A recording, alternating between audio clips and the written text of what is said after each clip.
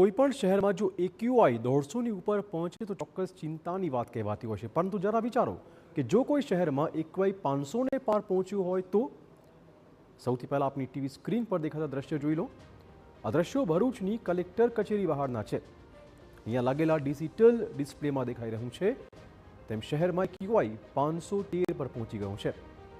જોતજોતામાં આખી ખબર આ શહેરમાં ફેલાઈ ગઈ અને શહેરના વધેલા એક્યુઆઈએ લોકોની ચિંતા વધારી મૂકી।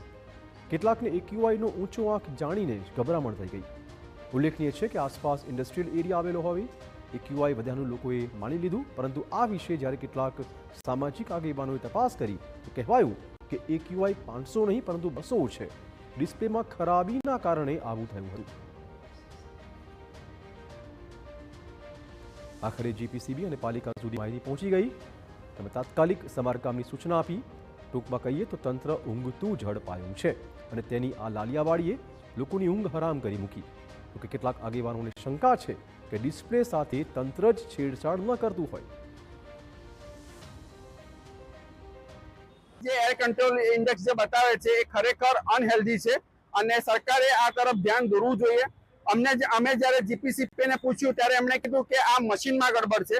તો આ ડિજિટલ બોર્ડ છે, તો નગરપાલિકા કે જેમણે આ બોર્ડ મૂક્યું છે કાલ ઉઠીને આની અંદર આ ડિજિટલની અંદર સેટિંગ કરી અને જેટલો ઇન્ડેક્સ હોવો જોઈએ જો એટલો જ એ લોકો ચેક કરી દેશે તો ભરૂચની જનતાને સાચો એક્યુઆઈ જાણવા નહીં મળે। અમારી તંત્રને વિનંતી છે કે જે કંઈ પણ સચ્ચાઈ હોય એ પ્રજા સામે આવી જોઈએ। લોકોની એક જ માંગ છે કે ઇન્ડસ્ટ્રીયલ એરિયામાં પ્રદૂષણ પર નિયંત્રણ મૂકવું જોઈએ।